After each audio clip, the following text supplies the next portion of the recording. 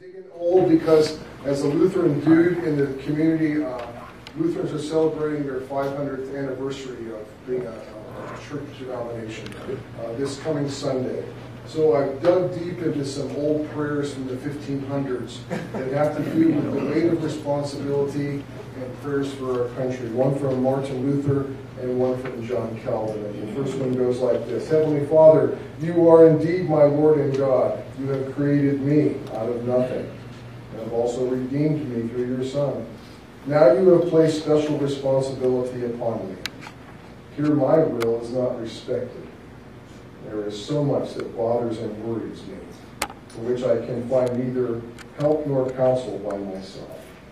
Therefore, let these cares become yours. Grant me your help and your counsel, things to me in this place. It's interesting.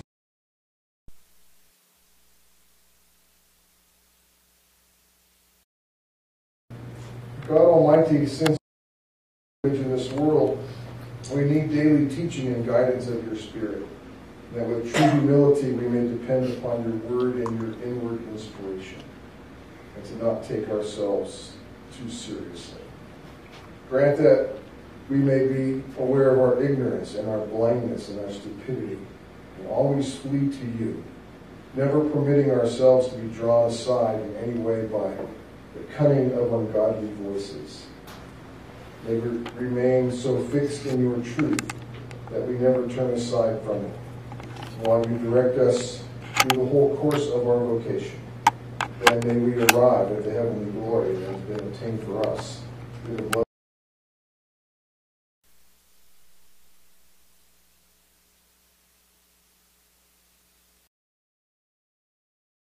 Allegiance to the flag of the United States of America and to the republic for which it stands, one nation, under God, indivisible, with liberty and justice for all. And to the Texas flag. Honor the Texas flag. I pledge allegiance to thee, Texas, one state, under God, one and indivisible.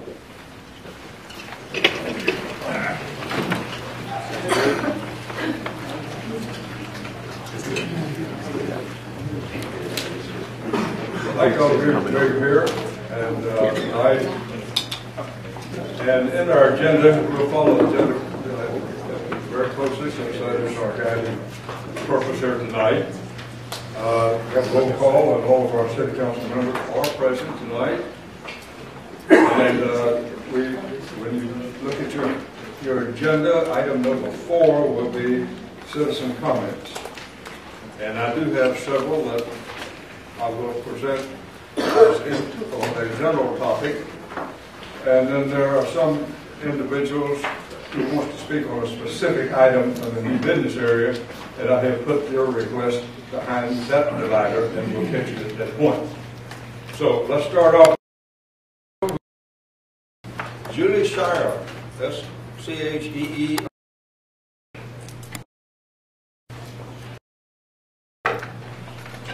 Is that a tag team deal you got going there?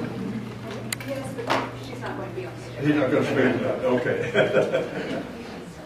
I wanted to speak for a moment as a follow-up. My husband spoke several months ago on the concern in Lakes of Savannah that we have such long response times from emergency services, and that we have a fire station available that is unmanned. And I understand there have been conversations since then attempting to work out some type of agreement to improve that situation.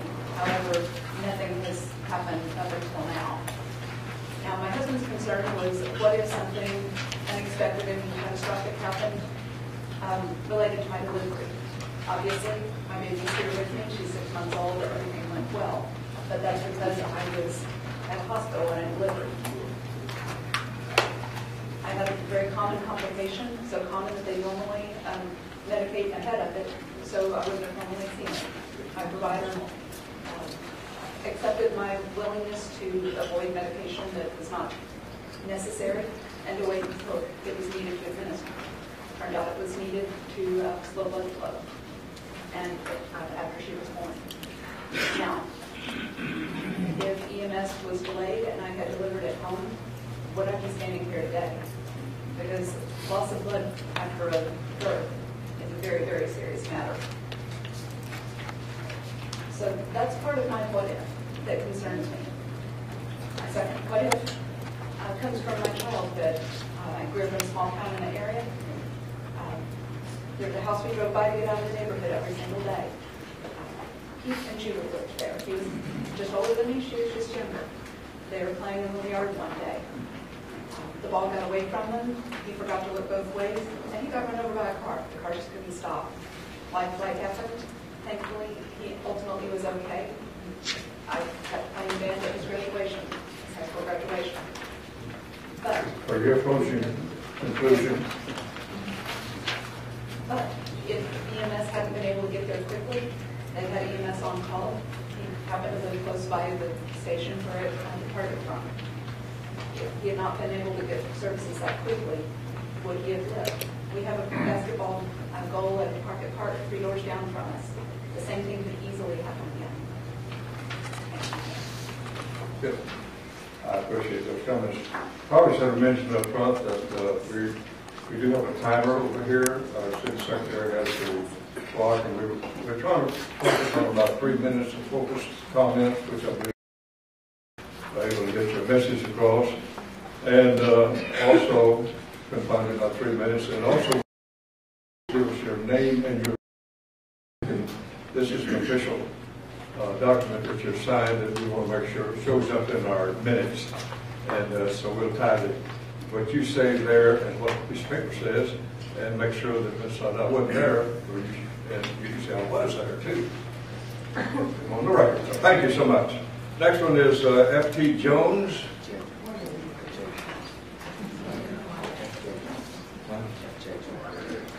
F.J. Jones. F.J. Jones. Good evening, everyone. Good evening. Man, we see each other often enough now that you should be able to identify that name on cue. That might be because I'm not paying attention.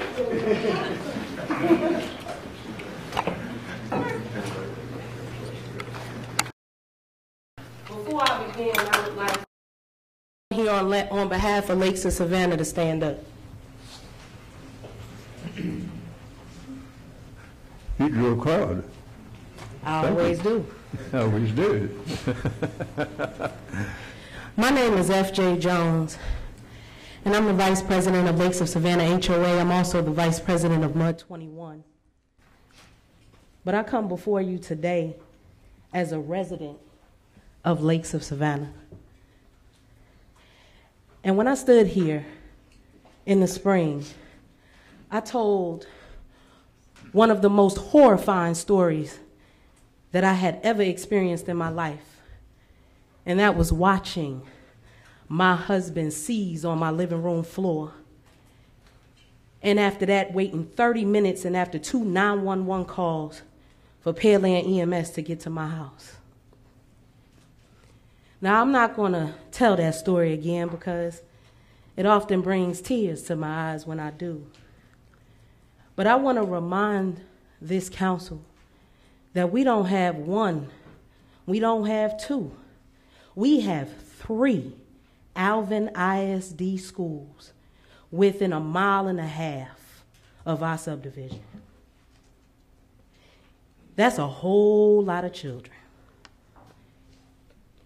And if anything happens with any one of those students, I guarantee you it's not a parent in this room who would want to have to wait 30 minutes for somebody to show up.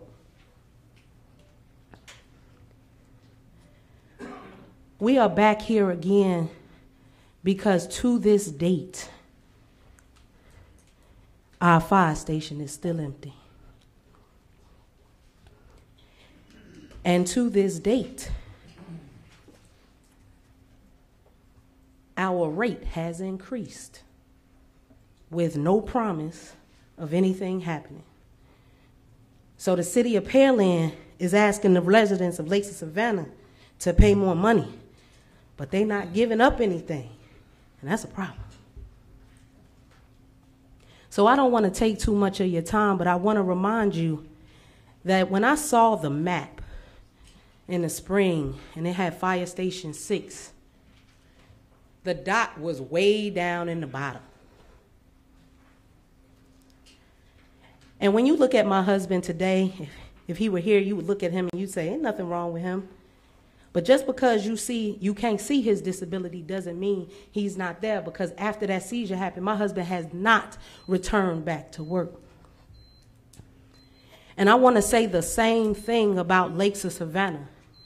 Just because you can't see us, it does not mean we are not there.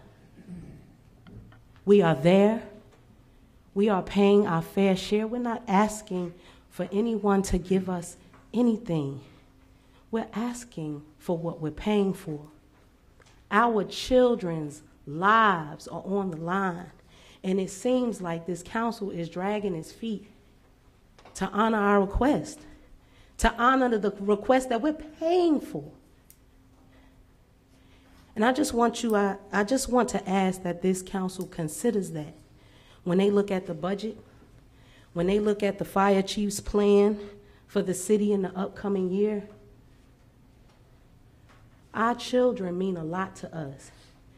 Ms. Shears just stood up here. She has a 1-month-old. That tells you our community is growing. It's not even done. We expect 3,400 homes by the time this community is done. There's no way 3,400 families can wait at least 30 minutes for somebody to show up.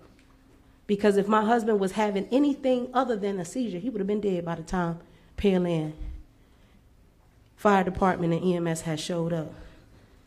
Now, I don't know if you can live with that, but I can't. So I'm asking for your help. Would you please staff our fire station as soon as possible? Thank you. Thank you very much. I appreciate those comments. Renee Medlock.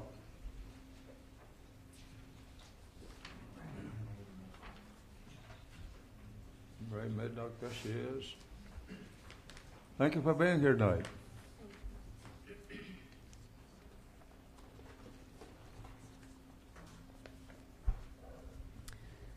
Mayor, City Council members, good evening, and thank you for this opportunity to stand before you this evening. I am Renee Medlock, and I stand before you as a director of Brazoria County MUD number 21, a part of Lakes of Savannah, and as a resident of the Lakes of Savannah community. There are approximately 2,000 homes in the Lakes of Savannah community between Brazoria County MUD District 21 and Brazoria County MUD District 22. We are located in your ETJ, north of Highway 6, approximately 2.5 miles west of 288. As you know, and as you've heard, we've been concerned for quite some time now about the long response times from the Pearland Fire Department for fire and EMS service to our community.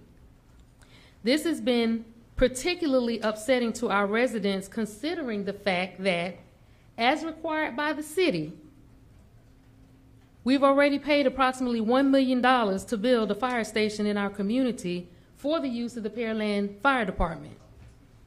As you also know,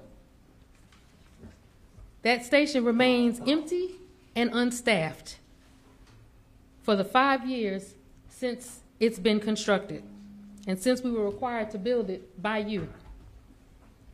When we came before the council this spring, there were some comments made that suggested there may be some misunderstandings about the terms under which the city provides fire and EMS services to Lakes of Savannah. The services are provided to us under a contract from 2002 between MUD 21, MUD 22, the city, and the Pearland Volunteer Fire Department. I've brought copies of that I'm going to leave with you before I step down. Under that contract, though, MUD 21 and MUD 22 pay monthly charges to the city for each residential and commercial connection for fire and EMS services that we receive. These charges represent our share of the city's cost to provide fire and EMS services to the city's service area. The initial rate in 2002 was $4.38 per connection, and the city has diligently recalculated that rate over time as the city's cost and service area has increased.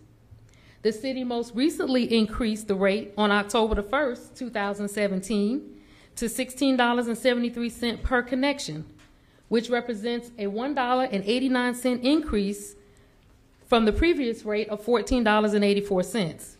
Since 2002, MUD 21 and 22 have paid, and I want you to listen clearly. Since 2002, MUD 21 and 22 have paid approximately $1.84 million in connection fees, not to mention the $1 million we paid for our fire station that you required us to have. So it's our understanding that no other area outside the city makes this type of payment, even though they do receive fire and EMS services from the city. I repeat that. It's our understanding that no other area makes this type of payment, even though they do receive fire and EMS services from the city. So while we may not be city taxpayers, we have definitely paid our fair share and then some under the contract that we have with you. So we're simply asking the city to uphold your end of the bargain, your end of the contract. Our contract with you required us to build the fire station once 1,000 homes were built in the neighborhood, and for you to commence operations out of the station once constructed. Because everybody recognized that for a community that size, we would need our own fire station in order for you to be able to adequately service us. In the 5 years that the station has sat empty, that point has been hammered home for us as we have stood by and watched homes burn completely to the ground and residents panic as their loved ones suffer medical emergencies and face an agonizing wait for an ambulance. When we came before you this spring, you asked us to meet with your city staff to work out a plan for staffing for the fire station. Now let's be clear, we did do that. We attempted to do that. We met with your staff more than one occasion. After the second meeting, we believe the city staff had agreed with our proposal, which simply asked you to follow the terms of the contract and include our share of the cost of the fire station staffing in the monthly connection charge that we pay you. So imagine our surprise and utter disappointment when the city staff provided us with annual updates to the monthly connection charges to be effective October 1st, 2017, which included a $1.89 per connection increase, but failed to address staffing the fire station. Right back at square one. When we inquired about it, we were told by the city staff simply that the $16.73 rate did not include the fire station staffing, and they did not have any additional information about if or when the fire station would be staffed. That wasn't the conversation we had in April. Based on the financial information provided to us by the city staff, we believe that the monthly per connection charge, including the fire station staffing, should be approximately $17.71, an increase of 98 cents. And I do have backup documentation that I'd like to leave with you regarding that. To this day, the only written proposal we've received from the city staff came in April from the fire chief, which proposed that we increase our monthly per connection charge to $30. An increase of $13.27 per connection. Are you about to take? I am. Just couple more things. That is nearly double the current rate and has no basis in the contract with you. We implore you to include the staffing recommended by the fire chief in your budget, with 2 paid personnel staffed 24/7 at the fire station, and to implement it as soon as possible. The longer you wait, the greater the risk that lives are going to be lost and property destroyed. In this time after Hurricane Harvey, we should be doing everything we can to bring our communities together and make them better. We believe that staffing our fire station certainly would do that for us and for the residents in other areas of the west side of the city who would be served by our fire station. For what it's worth, staffing the fire station also would allow the city to comply with the contract that MUD 21 and 22 have been complying with for the last 15 years. Thank you. Thank you, sir, about your comments. Very, very good. Following her will be Dolores Jenkins.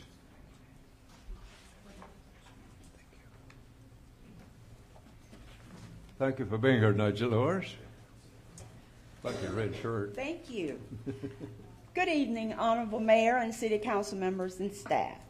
My name is Dolores Jenkins, and I'm President of Brazoria County MUD number 21. I live at 5305 Creek Mill Lane in Rocheron, which is in Lakes of Savannah. I am here this evening to share my concerns regarding fire service for Brazoria County Municipal Utility District 21 and 22. Imagine for a moment with me. Imagine you woke up and find that your kitchen was on fire. Your entire family was able to get out alive. You called 911. The dispatcher told you that the fire department had been notified and is on their way. You're listening for the sirens, and 5 minutes later, you still don't hear them. You look at your home to find that the entire first floor is in flames. 5 minutes later, you still don't hear the sirens. The fire is intensifying. Still, 5 minutes later, no fire truck. By now, you know that there's no way they can save your home. While I know that there is an efficient and effective fire department in Pearland, it is just too far from our community to be efficient in fighting a raging fire or responding to a medical crisis. The Insurance Service Office is an organization that provides statistical information on risks.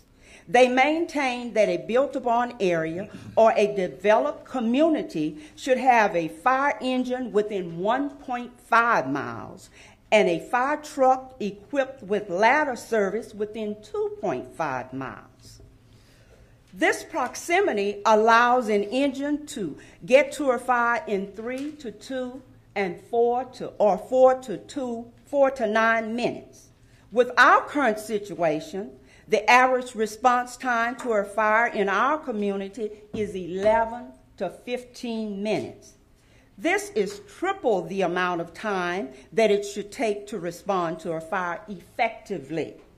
Due to that response time, 5 homes in District 21, which is located in Lakes of Savannah, has been destroyed by fire.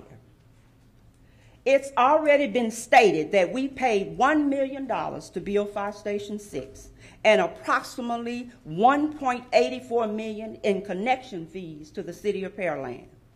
This station has been just sitting, unstaffed, unutilized since it was built in 2012. Due to the fact that Fire Station 6 is not staffed, other stations across the city of Pearland have to service District 21 and 22. The closest station, which is station number 5, that could get to our community is over 6 miles away. The average response time is 11 to 15 minutes, and that is if Station 5 is not fighting another fire. If they are fighting another fire, the response time can be even longer. In closing, I ask that each of you who will be making the decision regarding Districts 21 and 22's proposal, which Ms. Renee has handed out to you, ask yourself this question.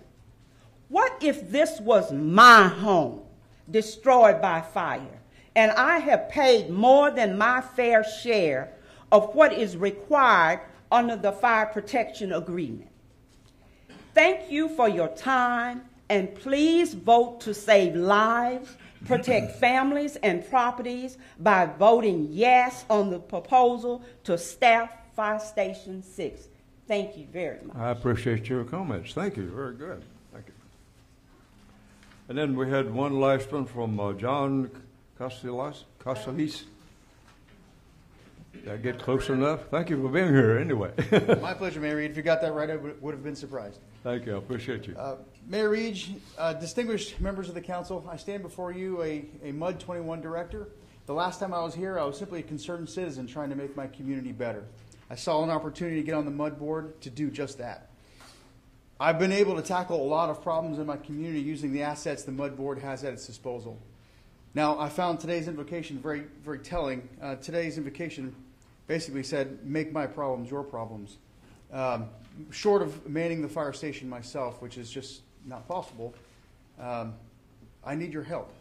That is the big bear in the room for our neighborhood. Every time I knock on doors and ask citizens, what's your concern? They have two concerns. The RO system, which we are installing and almost complete with, and the fire station.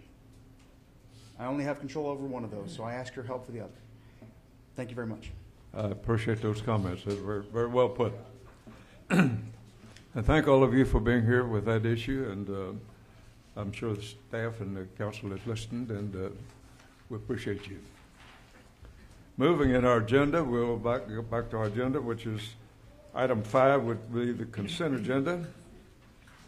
Are there any items to be removed from consent agenda, which consists of items A through L?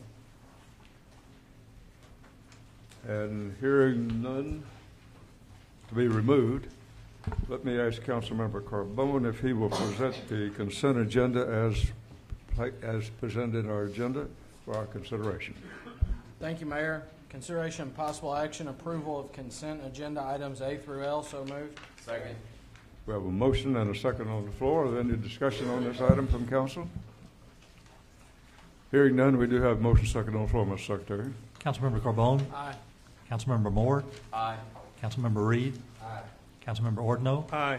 Councilmember Little? Aye. Councilmember Perez? Aye. Councilmember Owens? Aye. Motion passed 7-0. Item 6 on our agenda would be new business. And new business item number 1, I'll ask Councilmember Moore if he'll present this for our consideration. Thank you, Mayor. Consideration and possible action, second and final reading of ordinance number 2000M-164. So moved. Second. We have a motion and a second. We're in discussion. We also have, before we go to staff report, we do have several people who would like to speak. And there's something like about 10 of them. So I'll ask if you'll kind of confine your remarks to about 3 minutes if you can. And I know sometimes it's hard. I'll let you slop over a lot on several occasions. Joseph Niskovitz. Joseph Niscovits. I'm not very good at handling some of these names, am I? Thank you for being here, though. How you doing, sir? Thank you. Joseph Niscovitz. I'm with Mandy, Bennett Niscovitz, Delish Catering. We've been trying to get a little driveway put in between our crossing our residential property to our commercial property in the back. Been getting some resistance, mixed feelings, which I understand. I guess what I've heard since the one time I was here was that they're afraid of liquor stores popping up everywhere, or just crazy business coming through there. But all we're doing is building a commercial kitchen. It's going to be separate from the residential side. You're not going to be able to see it. Speaking of just a little driveway and easement to get to the back, I'm honestly not against y'all calling it whatever y'all want to call it. I mean, I'm sorry, an easement or whatnot. We're just really ready to get our dreams on the road. It's me and my wife's dream that we've come up with since we've been together. And I'm a Marine Corps veteran. She's a veteran in her field. So why can't we experience our American dream as well? all I'm asking for is a little leniency or whatever you got in your heart, whatever you want to call it. Doing someone a favor, doing yourself a favor. But I just pray that everyone comes to terms with it, whatever it may be, and we just get our opportunity to help bring commerce and everything else to this community. That's all I got right now. Good. I appreciate those comments. Well put. Ricky Bort. There he is.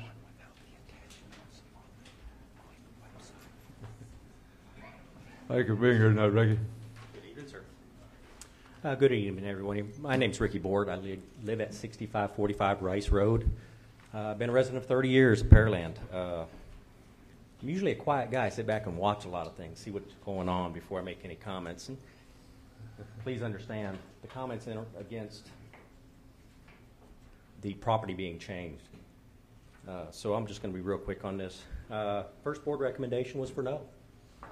So we had some suggested workaround ideas that went out there about allowing them to do it. That's fine. No clear request. Are we just going to do a driveway, commercial driveway that reverts back?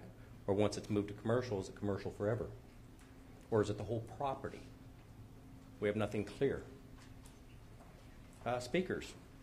Basically, the only ones that have spoken for this are the petitioners, the ones that want the property changed. We had multiple residents come up and speak against it. We know McCarg Road's coming through. It's inevitable. We know that. The only thing we're asking for is a couple more years apiece. Just a couple more years. We know McCarg's coming through in 2 to 3 years. We know it's coming. It is what it is. But everybody on that street's lived there 20 plus years. Let them have that little piece of quiet for a couple more years. That's all we're asking for. Petitioners, you realize what you're asking for when you ask for commercial property? All the upgrades that have to be done to that? The cost of that? I put in a culvert 2 years ago. It's over $4,000 to put a culvert in just so I could access my acre of land beside me. Might want to think about that. Thank you for your time. Good. I appreciate those comments. Mary Helen Perez.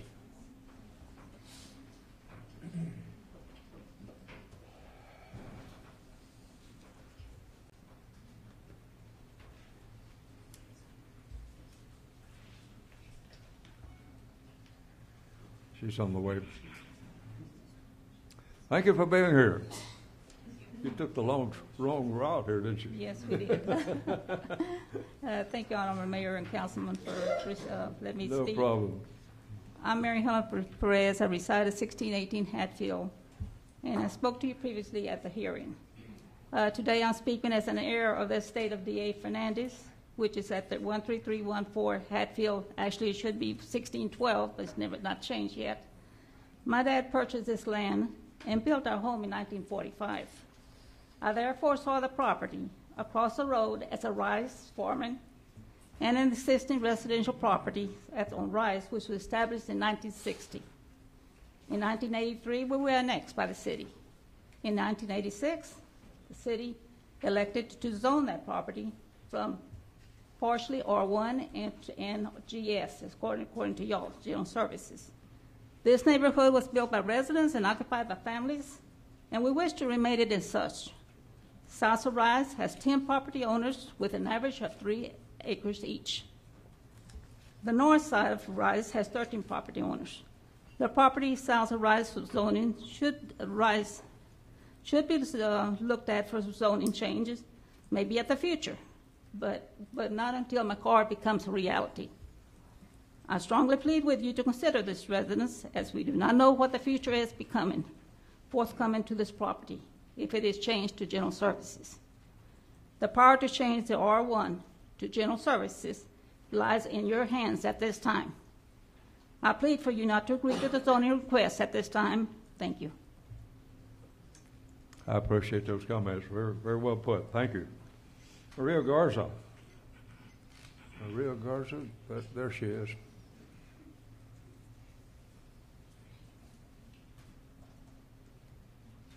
Thank you for being here tonight, Maria. Mayor and Councilman, I'm here against the ordinance request for the zoning change. My name's Maria Garza, and I live at 1610 Hatfield Road. I'm on the corner of Rice and Hatfield. Our neighborhood has grown a lot.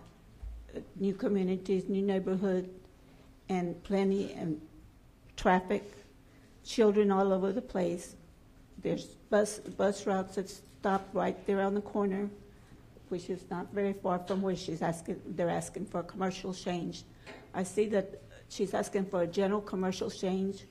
She's saying a catering business, any kind of business could go into a general commercial request. I'm asking, I've been a resident for over 16 years at my address. My family has been there for much longer. I see several of the people on Rice Road are self-employed and have their own business, but are not requesting zone changes to maintain their business there. I ask that you not grant this zoning change. Thank you. I appreciate those comments. Thank you so much. Mike Nucky.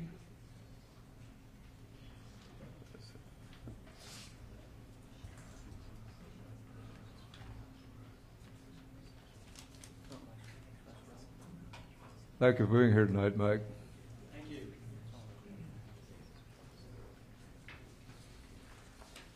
Sorry, I need glasses. That happens when you too many moons go over the thing. Mayor, City Council, my name is Mike Nucky. I live and own the property at 6442 and 6428 Rice Road, which constitutes over 30% of the land area within 200 feet of the proposed zone change. Before I start, I just wanted to state I spent 10.5 years in the Marine Corps, went to Vietnam, was awarded 3 Air Medals. Then I went to work for the federal government as an investigator. As I did copious amounts of research and investigations, I am now retired. Rice Road is a quiet residential R1 community with little crime. I have spoke with almost every property owner in the community. They all want to keep it as a quiet residential community. There are people out there that are waiting for this ordinance to be signed to set a precedent so they can do the same and bring GC zoning all the way to Rice Road. This will start bringing 18-wheelers, large commercial vehicles down not only Rice Road, but also Scott, Woody, Wilkie, and the other residential streets there. How much is the city willing to pay to bring these residential streets up to commercial standards? I agree the zoning on the south side of Rice Road is both R1 and GC, but that's a self-correcting problem as all of that property will have to be resurveyed and platted prior to any construction. According to the papers filed with this application by Ms. Bennett, she acknowledged the signage requirement, yet she failed to meet them. The signs to be clearly visible. The sign is behind rubbish, which is on the street from the flood. I've got photographs. Minimum sign size is 2 feet by 3 feet and no larger than 4 feet by 4 feet. Actual sign size is 19 inches by 24 inches. Sign to be a minimum 2 feet above the ground. It's basically on the ground. This ordinance brings GC zoning of all 6518 Rice to Rice Road, opening it up to all commercial traffic and sets a precedence for any property owner on the south side of Rice to bring GC zoning all the way to Rice Road. The community is against it. The only people that spoke in favor were the owners of the business. Half of the community submitted written objections or spoke against it. The community does not want the residential zoning R1 changed on Rice Road. If I may, how many people from the community are here this evening that do not want this zoning change? Can you raise your hands? Thank you, City Council. Good. Appreciate your comments. Thank you, Mayor. Thank you so much. Pretty good. Thank you. Oh, I have these. Thank you, Mike. Rosa Mendes. These photographs.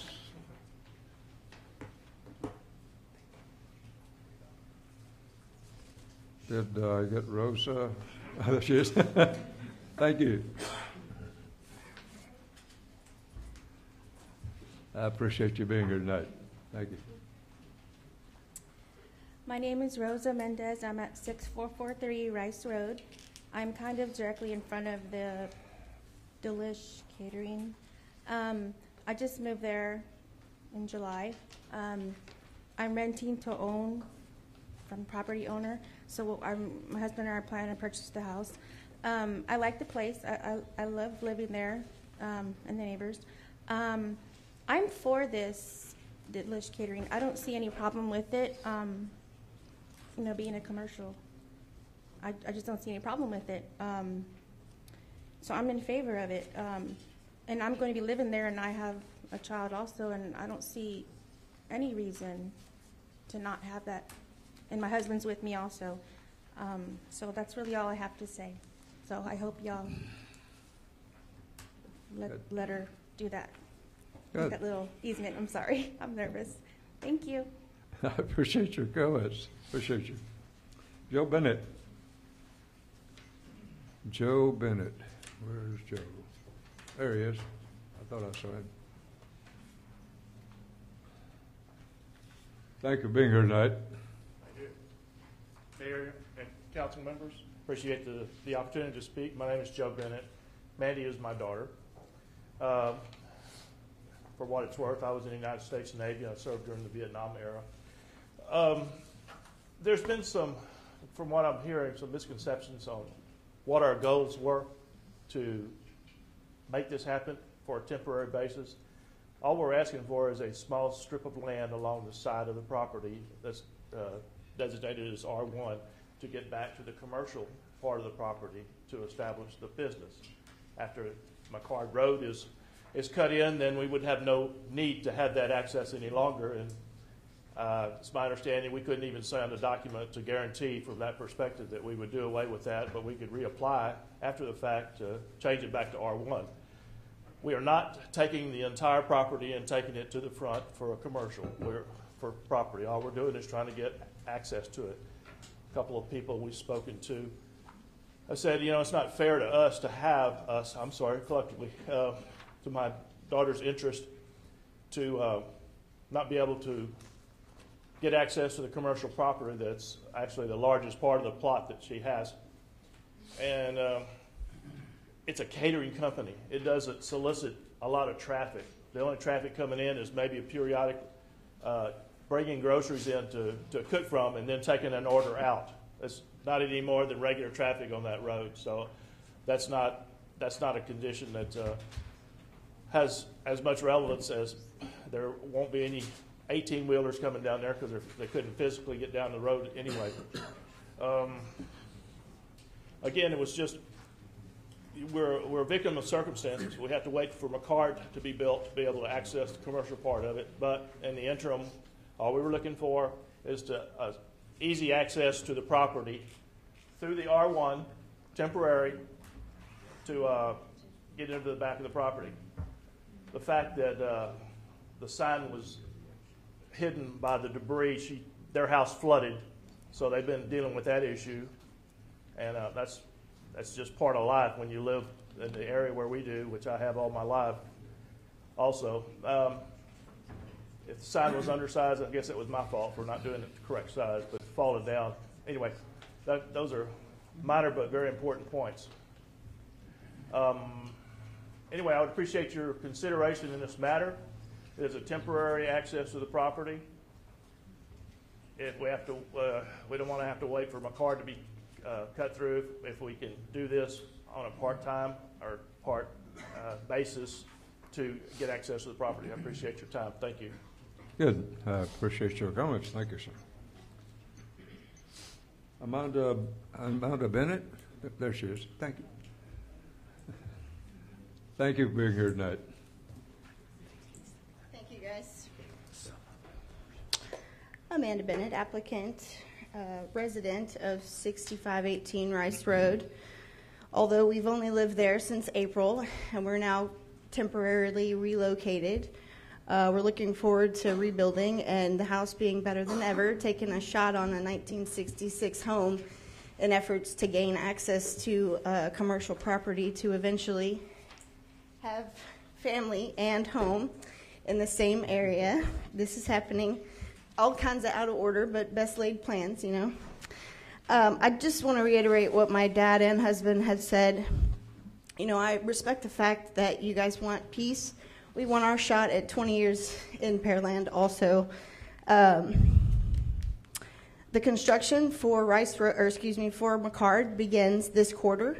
So as far as gaining peace for another 2 to 3 years, it's already begun, and my small business can't really take that time away from building the new kitchen and reestablishing here in Pearland. My business will be 14 years old in May. That was kind of my goal, when to get the new catering facility. It's just a 1,500 square foot building. We've looked into, you know, where it will go, and obviously I have concerns of putting a building in the backyard and flooding, because we've flooded this time, but I hear that there will be a nice retention pond on the other side of McCard, so I can't wait for 2020. I also hear it might take longer, so that's a scary thought. We intentionally bought this property with the presence of residential and commercial property to utilize for both purposes, for family and business, and it did not occur to me that I would not be able to access my own property. It's not platted. We intend on doing that as the next step to make it actual ownership for the catering corporation, again, established in Houston. We were downtown in the park shops for 6 years. We survived our lease, and we decided we'd rather own, like my husband said, the American dream.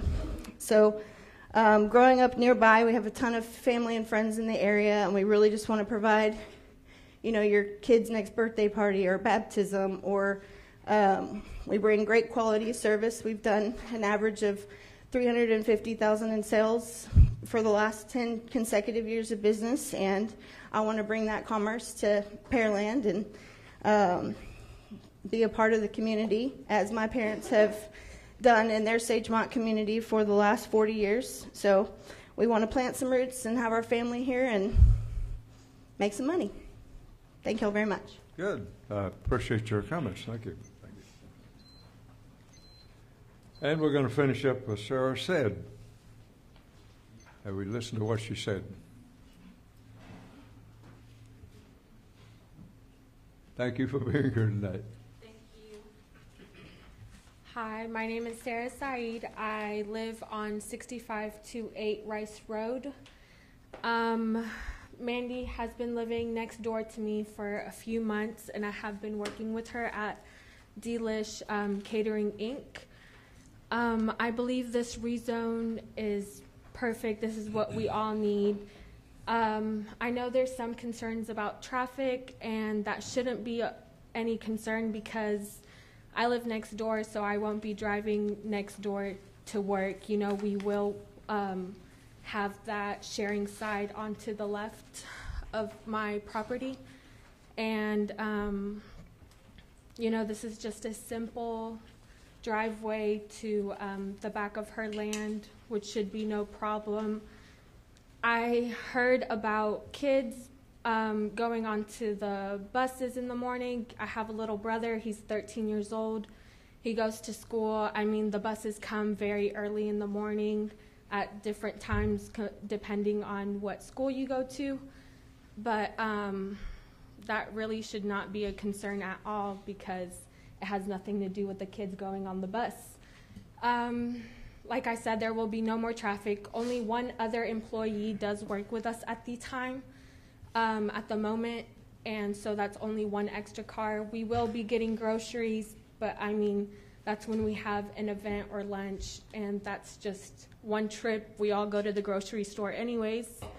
But I'm in favor for it, obviously, and I think, you know, this is her land, this is her property. She bought it because she saw the commercial, and it's just point 1 to point 2 that she needs to get to the building that she will be building anyways, because the road is coming behind us. So thank you for your time. Good. I appreciate your comments. Appreciate it very much. And I appreciate everyone who made their comments. It's always valuable to have the citizens participate in the process that we're engaged in. We have a motion second on the floor. We now need a staff report.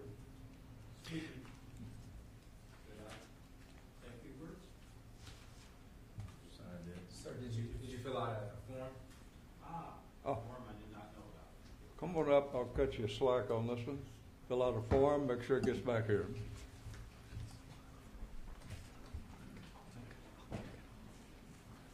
Then right after you, we'll go to staff report. Thank you for being here. Tell us your name and address and so forth. My name is Stanley Clarke. I live at 13242 Wilkie Road. I'm across the street from the proposed change. The infrastructure of that entire neighborhood is not designed to handle a commercial kitchen. The sewers are not large enough. The water supply is not large enough. The road will not take much extra traffic. It's getting too much now because it's a shortcut between Makawa and O'Day Road.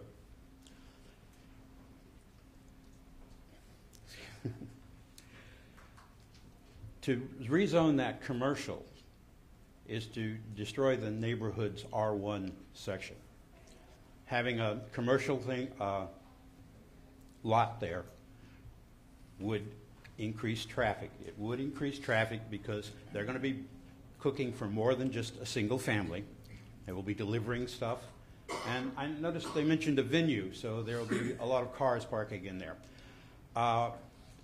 Once McHard Road is put through, the sewers and the water system will be brought up to grade to provide the necessary safety and health concerns for that building, for that particular type of business. Just to rezone a section to drive a road through it, that's a bit much. Also, I'd like to point out one of the gentlemen on the council voted yes for this because he was concerned about the Frankenstein zoning in that area.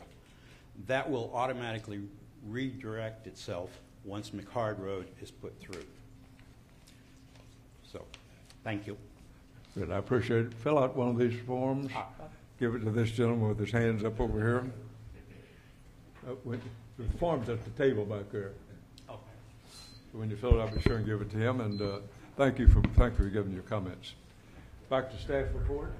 Thank you, Mr. Mayor. As discussed, this is a change in zoning from single-family residential R1 to commercial GC on approximately 1.98 acres of property along Rice Road.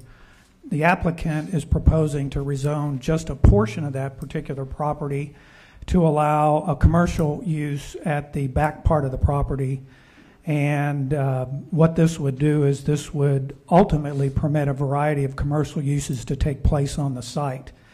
If the rezoning is successful, the applicant proposes to construct a commercial catering business on the rear of that particular property.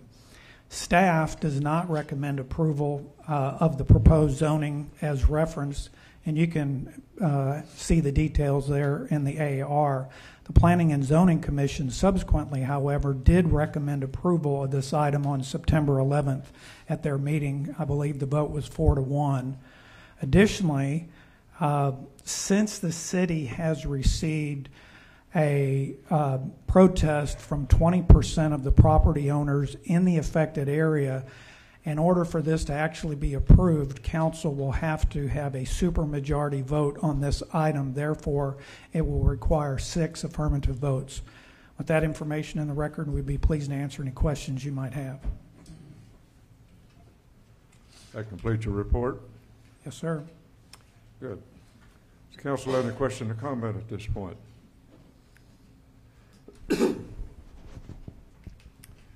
I don't hear any. I do, Mayor. Oh, I'm sorry. I didn't see your motion. Councilmember Moore. Yes, thank you, Mayor. So when this originally came to us, the issue was not about a complete zone change. The issue was getting from the residential property to the commercial property. as a advance before McCard Road came through, so they could actually access that commercial property. I don't understand what the big deal is with this. If I owned this property, I'm going to drive through my backyard. I wouldn't even came to the city. I wouldn't even filed a permit. How many people run catering business out of the kitchen of their home? A lot. I can think of 5 right off the top of my head that should be getting a permit and filing with the city, paying the permit fee, and then come under all the stipulations and the restrictions. I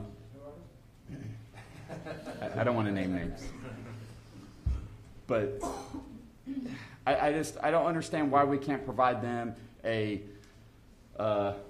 way to this commercial property until McCard Road comes through.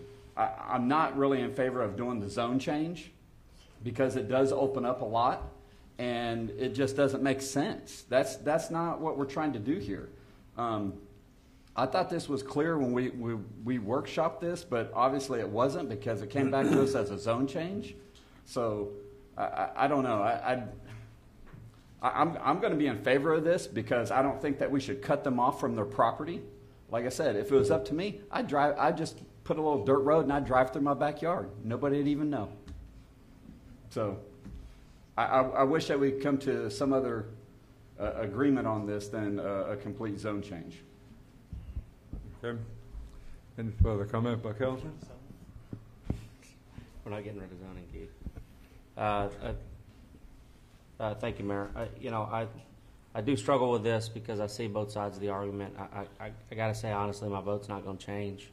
I think I wish it was as simple as what Councilmember Moore was saying, and from a practical standpoint, maybe there is some value in a more simplified method, but that's just not the tools we have. And the tool that we do have, I think, has other implications that concern your neighbors, and I have to factor that. I do want your business in Pearland, and I want y'all to be successful.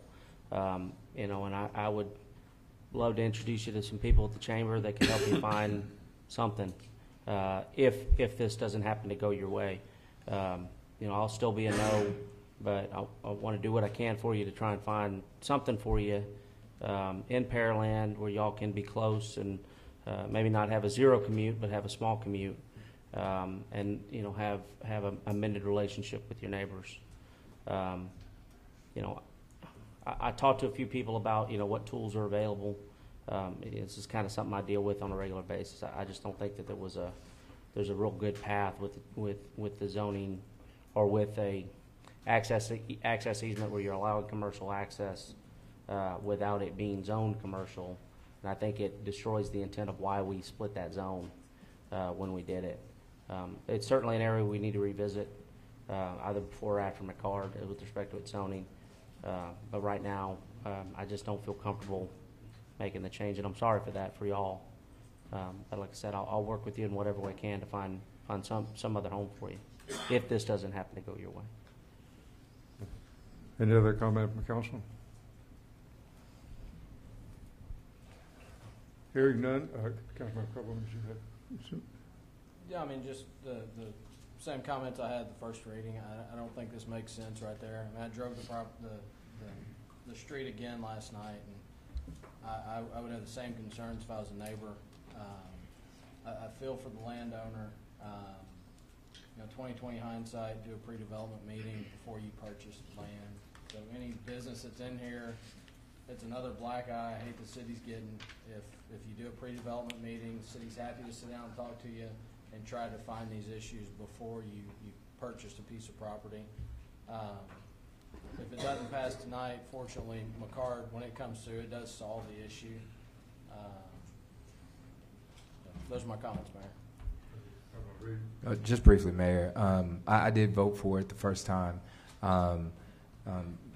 In my outside of council practice, though, I'm a strong believer in the 20% vote, and the residents have petitioned and made their 20% or 20% of the community surrounding the area known, and so so I will be voting against it. One of the problems we have here is also the potential spot zoning and changing out of the single-family residential R1 to something different. So, any other comment by Councilman Moore?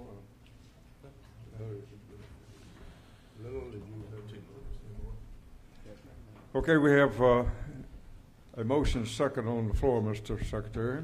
Councilmember Moore? Yes. Councilmember Reed? No. Councilmember Ordno? Aye. Councilmember Little? Aye. Councilmember Perez? No. Councilmember Owens? Aye. Councilmember Carbone? No. Motion failed 4-3.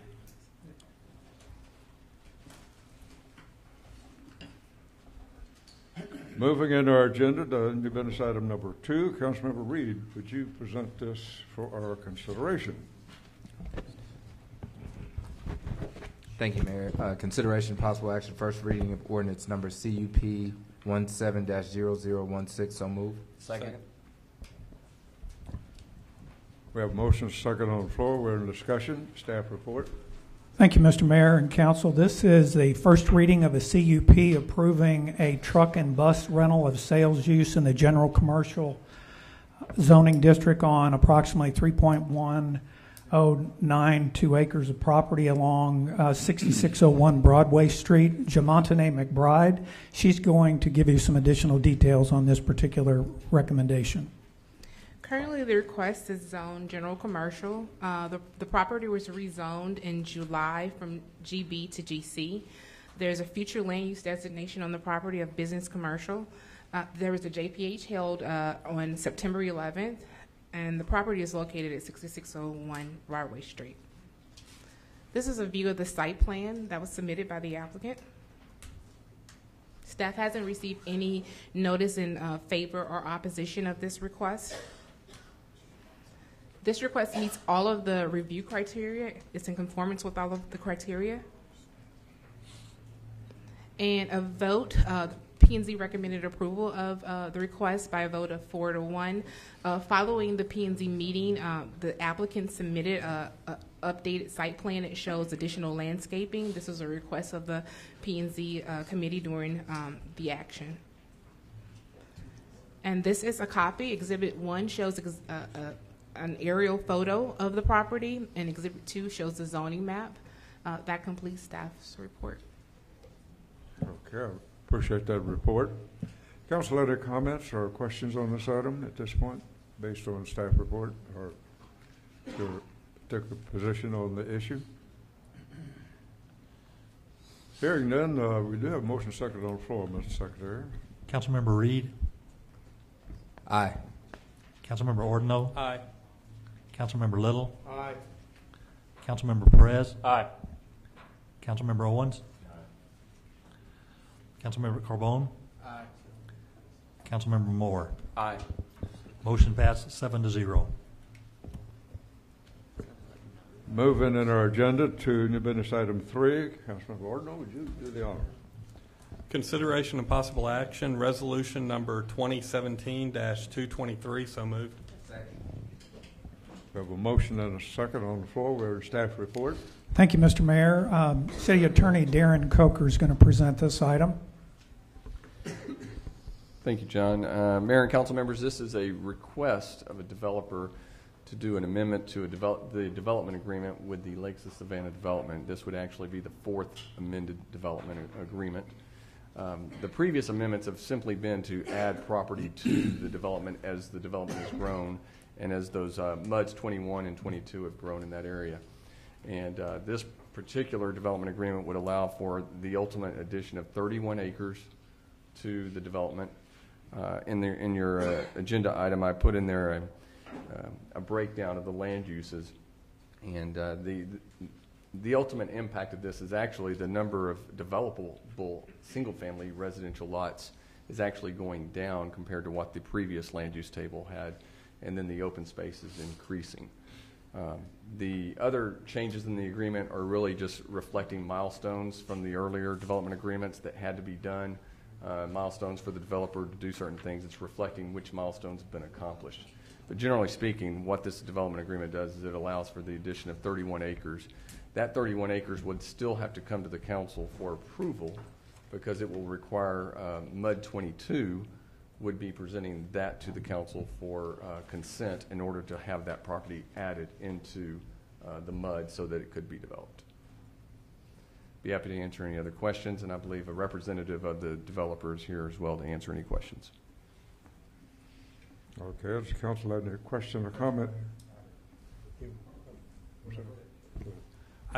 Mine's simple, and it's going to be a question I'll have for all these moving forward. What's our ability to annex this area going to be moving forward? Do we have an agreement? Is there something in place that Good question. Senate Bill 6, the new annexation laws that go into effect December the 1st of this year, actually provides there's a provision in there that when you have a strategic partnership agreement already in place, then you would go by the terms of that. And that strategic partnership agreement that we have with MUDs 21 and MUDs 22 actually outlines the circumstances by which we would be able to annex. And there's specific language in Senate Bill 6 which excludes what I'll call C3, C4, and C5 provisions of the new law from being applicable. Okay. Thank you. If you have a spot in place. Thank you, Mayor. Since, and I won't get too deep into it, but since we're talking about that neighborhood, specifically with the addition of with us approving the addition of more property coming into the neighborhood, you said that's going to lessen the amount of single-family homes? Well, the original build-out plan for the Lakes of Savannah called for 966 acres of single-family residential. This will actually adjust it downward to 950 acres from the 966. 16 acres. Well, a decrease in 16 acres. That's correct. I guess my concern is, some of the things that some of the citizens that spoke today, how are we addressing? Well, I know how we're addressing in the plan to put a full-time staff at that fire station. Go ahead. You oh no, I'm listening to your question. And so I mean, can for the ones that are still here or maybe watching, I mean, is there any reassurance? Obviously, we couldn't address them or respond, but that we can give them. I know the MUDs were also involved, and we had a couple of MUD representatives speak, but they didn't necessarily speak to their end of what's going on here. And so, can you just briefly address that before we vote on adding additional land to? The only way I could really address it at this time is, one, this is, again, a development. This 31 acres, by the way, that is being added in through this amendment was acreage that would have been in Area A of the current proposed annexations that the city is pursuing. The city, at the request of the developer, ended up opting to leave out that 31 acres because we wanted to maintain the consistency of development that we're getting with the Lakes of Savannah, which is a quality development down in that area. And so that's one thing. That's what led to the exclusion of that 31 acres from the city's annexation and included it in this. Again, this development agreement is with the developer per se, and then the fire services agreement is specifically with MUDs 21 and 22. The reason I mentioned earlier that it would have to come back to the city for consent is because it's going to be MUD 22 who's would be petitioning the city for annexation of this property into their MUD.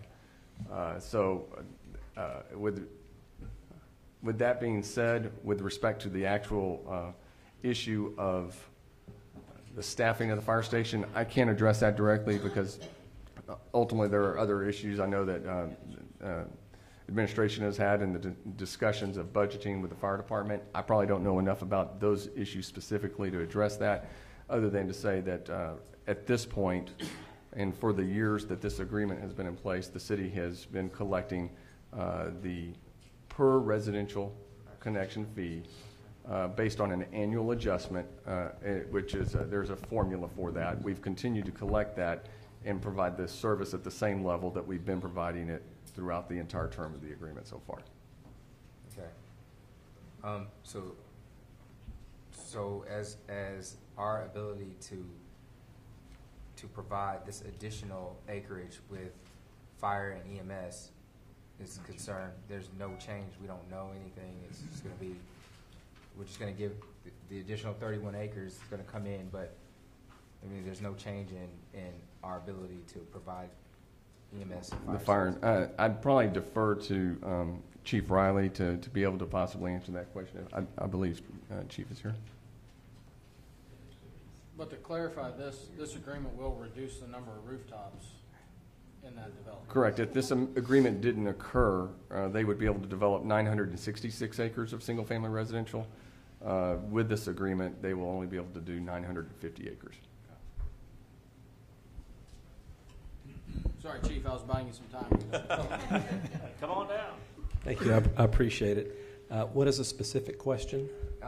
Well, being that we have to stick to what's at hand and can't deviate, I just want to make sure that we would be able to provide this additional 30 acres. I know it's less rooftops, but it's still, I mean, we're talking about more land, and so can we as a city cover this additional acreage that we're getting ready to bring in with our current staffing, the current staffing and with fire and EMS that we have in that area? Because right now we don't have anything in that area. I guess the closest one would be the one next to Shadow Creek. Fire Station 5.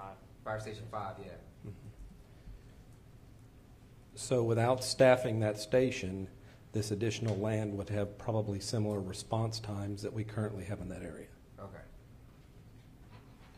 Perhaps a little longer because it's a little deeper to get back into that part of that subdivision. But there's still a possibility of them building, even though it's less homes, building some of those homes on that in that area. Definitely. Yeah, it's not looking good.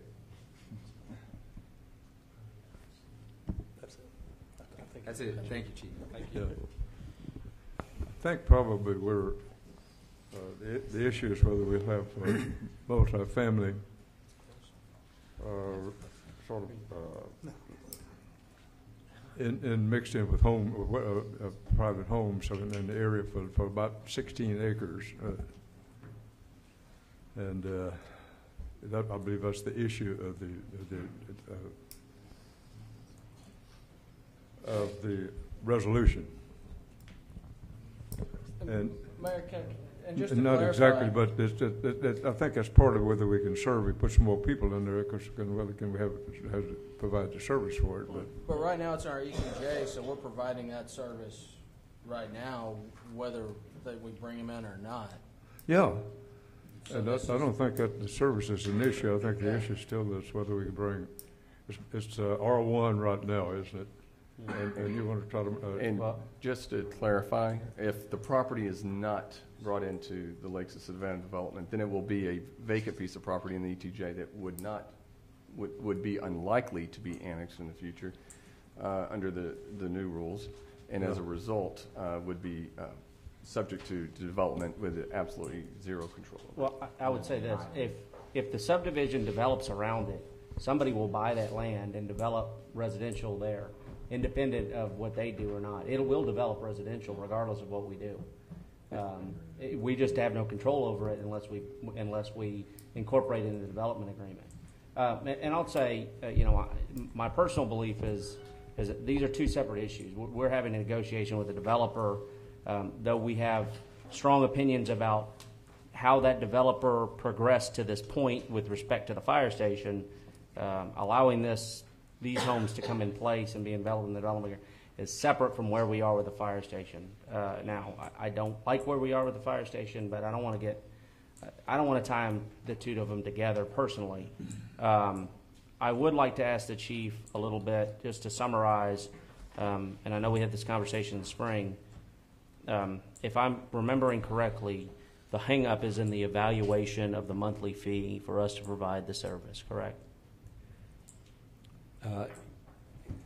Yes, we've proposed putting 2 people in the station around the clock because it's not big enough for a regular fire engine crew. And to do that, the proposal was requesting addition to the monthly fee. An initial, I'll say back of the napkin number was up to $30 per month per household to be able to staff 2 people around the clock. But that's a proposal, and it's kind of where it's at.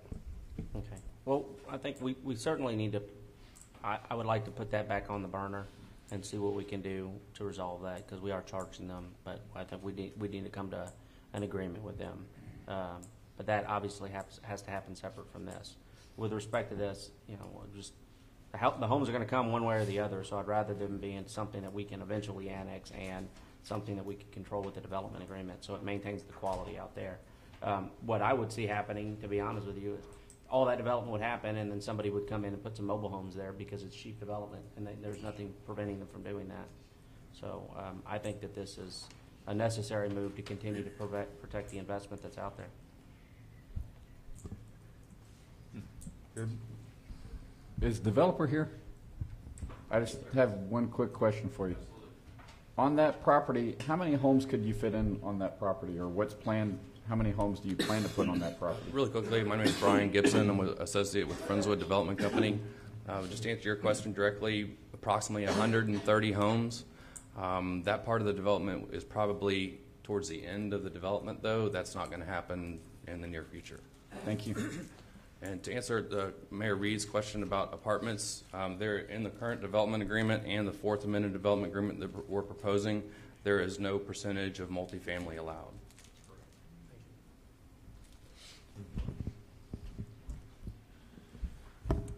Council, have any other question or comment? Woody? Yeah, the only thing and I guess Chief, when we passed the budget this year, we had something about one of the items there was continuous onboarding, people coming on board for fire EMS. Would that be covered down there in that area, or what? No, the continuous onboarding program did not take into account anything in our ETJ. We need 80 full-time firefighters to cover the city. Yeah, okay. My daughter lives down there, but my granddaughter goes to Caroline School, and we took her out down there for this reason. But, this probably doesn't have any bearing on it whatsoever, but I go into the annexation of these other areas. How are we going to be able to provide services to them if we can't provide services that's in our ETJ down there? It's a beautiful fire station, small. Yes. It's a terrible fire station. Well, if you're not going to use it, I guess it's real good. I don't know. But, so that's just Chief, on that $30 per month per household, is that in addition to the 16 and some change they're paying now, or a total of 30? Is that deep really? Those numbers I would hesitate to use at this point because we've gone through a recalculation of what the annual monthly service was. The amount that it would take to staff that station, as I recall, was about $500,000 plus or minus. But to answer your question, I believe the $30 was inclusive of the amount that was already being paid. So it would result, if that were an accurate number, it would have resulted in approximately a doubling of the existing payment.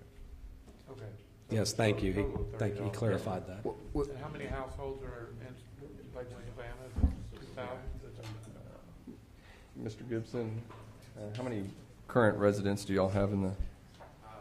I apologize, I don't have the exact current residential connection number, but the ultimate number for Lakes of Savannah prior to the Fourth Amendment development agreement was 3,420 residential lots.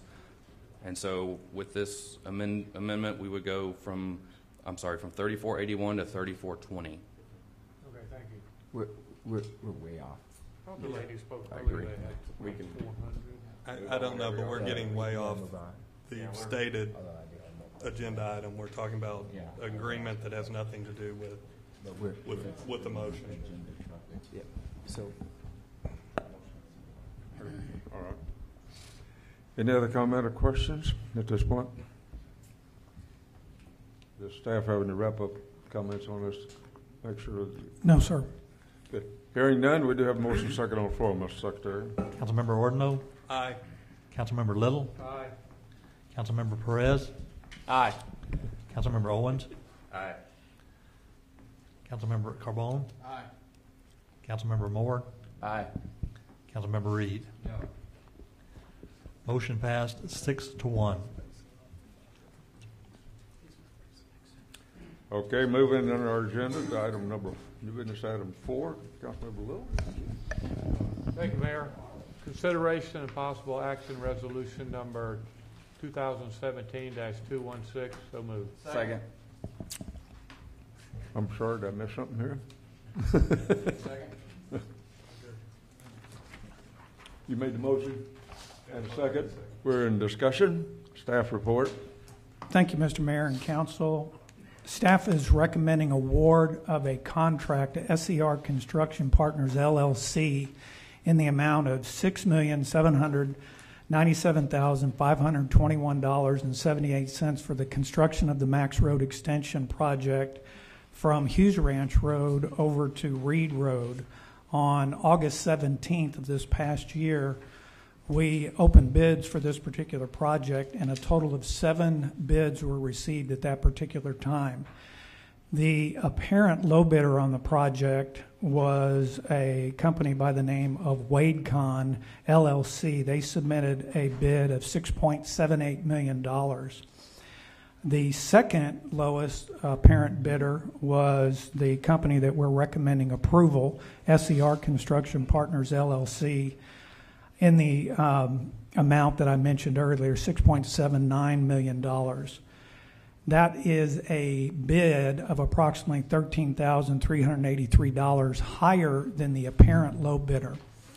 Once we did a complete evaluation of both the apparent low bidder and the second low bidder, based on qualifications, based on financial ability, based on previous projects, it is staff's recommendation that we award it to the second low bidder, which is SCR Construction Partners LLC, and we'd be pleased to answer any questions that you might have.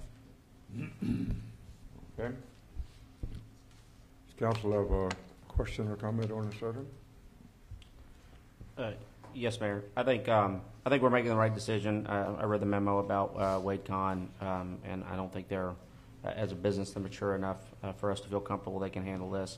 And the valuation's $13,000 difference. Is Robert there? Right in front of him. I do want to, and this is not an issue of immediacy, but over time, I do seem. This is, in my opinion, this is a valuable project. It looks like a high margin or a high value project, but you understand the margins are fairly slim, but it still should be a healthy project. And I just see a handful of the same companies bidding on our projects. We see the same contractors getting awards, and I want to make sure that we're doing what we can to make sure that the awards get as diversified. And if it goes into the us maybe reevaluating how we're doing the RFPs, maybe there's something. So there's some other mechanisms that we can do, or maybe we can interview some of the contractors that we know out in the industry that may have seen this and chose not to participate in the award, and ask them why. I just want to make sure that we're not limiting ourselves by language that we have in the RFP that detracts from other contractors wanting to bid. Or I know we advertise locally. If there's something fairly inexpensive where we can advertise and possibly capture some more contractors who'd be interested in coming in here. SCR has done great. They've done several projects for us. They're doing a current project for us. They're doing a great job. It's not a criticism of them, but I don't want to have a scenario where we're giving them an award every other time when there's other contractors out there that could probably do it and probably give us an advantageous price compared to them. I'll second that. Yes, sir. Councilman Perez, Also noted on this was a TxDOT advertised project as well. So, I mean, we reached out to following those protocols as well. So it is who it is going to bid. We go to the advertisement houses. We notify on our e-bid system. We had 7 bidders for this job, and the margins are very tight. I'm sure you saw that spread. Pretty impressive for this large of a project. It just depends on who's hungry out there on the market when it comes to construction. As you already did in the consent agenda, we did reject one set of bids in there to go back out, and we are heavily marketing that job with our consultant to make sure that we get other bidders to bid so we can expand that market. So we are looking and evaluating those tools to make sure we're hitting the market. Some contractors we've seen come in just say that, that just didn't hit their window just right. So those things happen, but we are actively making sure we can get a fresh pool in as well, and also taking a look at the value of our project as well, compared to other values that are out there. We may hit some markets where the Grand Parkway was being bid, or some of the other projects that are out of state or out of city in other cities further away that we're bidding that were large projects as well. So we try and look at those time frames to make sure we can get those contractors that are here local, but also get a good advertisement as well. All right. Well, I appreciate that. And I hope what I said doesn't come off as a criticism. I know y'all are doing No, a great sir. job. And I think by the fact that it came in under the engineer's estimate and all the values were very tight, it's a credit to how good the engineering was and how good a job our staff did. So All I can say is they all looked at the same set of plans. So yeah. Thank you, Robert. Yeah, thank you. Okay. Any other additional comments or questions? Hearing none, we do have a motion second on the floor, Mr. Secretary. Councilmember Little? Aye. Councilmember Perez? Aye. Councilmember Owens? Aye. Councilmember Carbone? Aye. Councilmember Moore? Aye. Councilmember Reed? Councilmember Ordino? Aye. Motion passed 7-0. Moving in our agenda, the new business item number 2. Councilmember Perez, would you do the honor? I said, yeah, I said, what did it say, 4? Add a +1, make that a 5. Thank you, Mayor. Consideration possible action resolution number 2017-206. So moved. Second. Motion and a second. Staff report. Thank you, Mr. Mayor. Council, staff is requesting authorization to enter into a cooperative purchasing agreement through the Texas Buy Board with a company called Craftsman Commercial Playgrounds and Water Parks for the purchase and installation of an event stage at Independence Park as part of the overall renovation project of that particular facility. The funds for the stage in this particular facility will come from the CVB's budget that was already approved in the 2018 budget. The Convention and Visitors Bureau, our advisory board, they did review the information and they recommend approval as well. Be pleased to answer any questions you might have. Okay, the staff have any good comments? Council have any question or comment on this item? I think this is showing a little progress in the right direction for the park, and it's going to be great. I just have one question. It shows on here the O&M impact information broke down per year by from 27. Well, actually starts from 2018. Who's going to perform that O&M on this? Is that going to be city staff, or is that going to be farmed out to a contract company? Yeah. Robert, if you want to answer, Carrie. As each year we look at our budget and look through that for O&M costs, that'll be handled usually through the Parks Department because they operate and maintain that structure and that maintenance from there. That is their facility when it's all done. Okay, good. Any other question or comment? I think this is a good progress we're making there. Mr. Secretary, we do have a motion second on the floor. Councilmember Perez? Aye. Councilmember Owens? Aye. Councilmember Moore? Aye. Councilmember Carbone? Aye. Councilmember Reed? Aye. Councilmember Ordino? Aye. Councilmember Little? Aye. Motion was approved 7-0. Okay, with that information on the record, let's move to item number 6 on our agenda. Councilmember Owens, would you present this item for our consideration? Consideration possible action resolution number 2017-207. Second. That was a fast motion. Second. Staff report.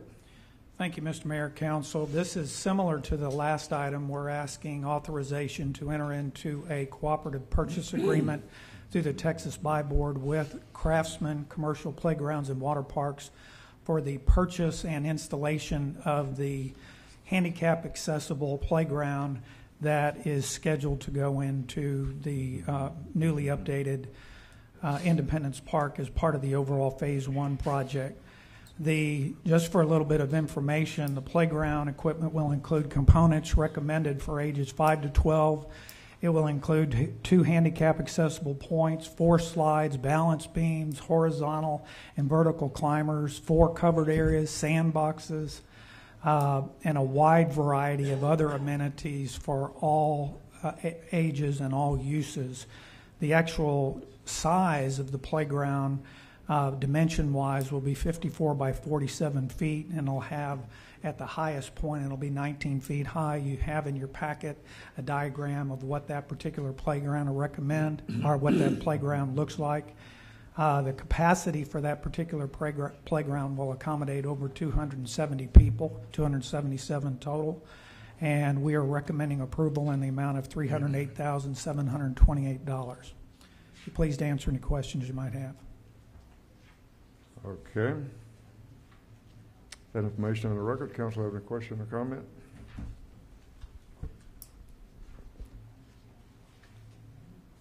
I don't hear any.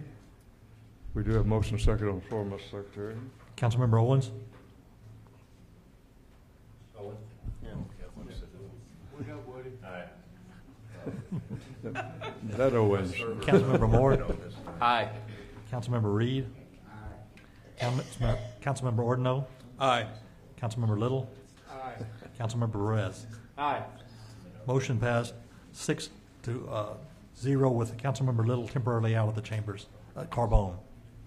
Out of the chambers. Carbone. That's good.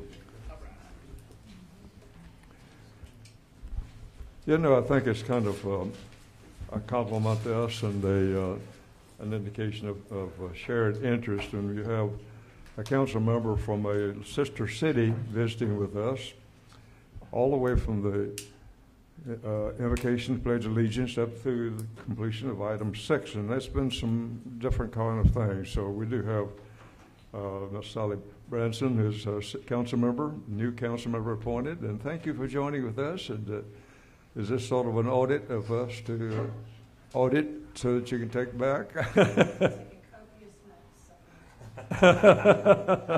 Okay, good. Just checking up on things. So, all right. We are sister cities, and it's always good to have exchanges. And more of our council members should visit with other councils at the time. Moving in our agenda to item number 7, council mayor, council issue for future council agendas. So you might want to. Well, we had started talking about the fire station issue. One of the things that I wanted some more information on is why is it that, or actually one of the comments that was made by one of the folks that spoke was that they are paying for services through their MUD, but no other ETJ is paying for services. And so I kind of wanted some feedback on that from staff, if possible. And by that I mean, you know, the folks that we're getting ready to annex and all the other areas, they do receive fire services, but you know, they don't pay for it they don't have to pay for it. And so why are they being charged? They shouldn't be being charged anything. Nevertheless, we forced them to build a fire station that we didn't even staff, which is ridiculous. And so, you know, it's embarrassing to see all these folks get up and speak about this. And, you know, this is where we are. So I'd like more information on that. I just want to add to that. I think if you look at the history, the agreement forced them. It was not the city saying they had to build a fire station. They came to us and asked for the agreement. So, and I think this will be a topic that we'll be discussing soon. Yes. Well, it's, I mean, yes, right now it's an ongoing negotiation. And then the negotiation is between the city and the mud board, right? Both mud boards, 21 and 22. Not to belabor the point, but maybe we could get a Thursday memo to talk about where we are in negotiations. We'll be glad to do that. Thank you, John. I believe we're handling them the same way we do other mud districts within our city. And I believe we are being served by the Missouri County Fire District, I believe, in that area. So anyway, that's something that we'll talk about this at some point when we get to put this item on the agenda. Any other items that council want to add to the list here? Hearing none, then let's move to the next item, which is executive session of the Texas Government Code for section 551.074 for personnel matters regarding the appointment of an associate judge or judges to the municipal court. Section 551.071, consultation with city attorney regarding matters subject to the attorney-client privilege. And section 551.071, consultation with city attorney regarding potential litigation. Obviously, in executive discussion, we can discuss these items with individuals that are in the executive session, but we cannot make a decision in executive session. But upon return to open session later, these items will be brought out for our discussion. And so at this time, we will recess into executive session at 8:09.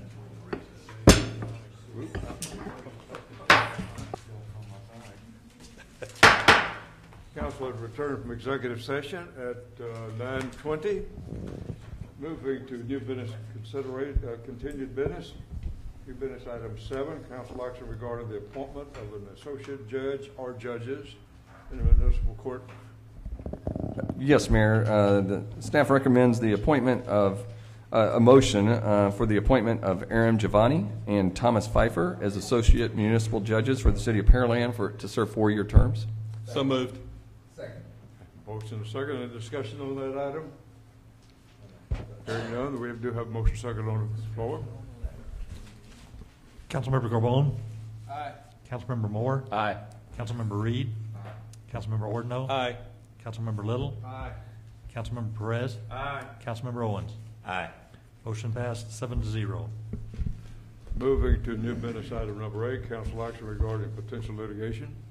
Yes, Mayor. I'm going to recommend 2 different motions for this particular item. All right. The first would be an action by the City Council rejecting the request of the owners of the South Belt Industrial Park to be placed under the city's annexation plan, 3-year annexation plan, and also that they be permitted to negotiate for services from the City of Pearland as under the local government code.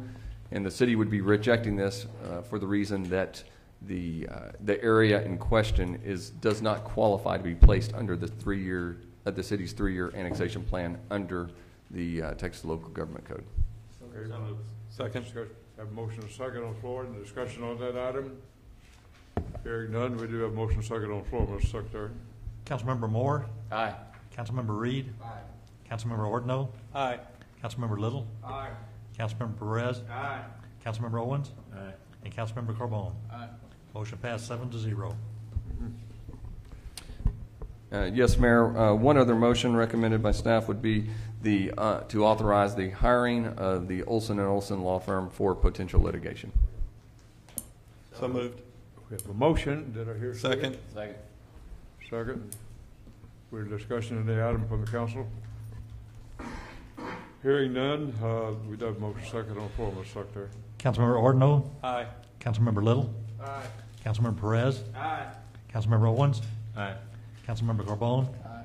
Councilmember Moore? Aye. Councilmember Reed? Aye. Motion passed 7-0. Okay. There's no other business before our city council meeting, and item 8 will let me adjourn, which I shall do at 9:24. Thank all of you for being here.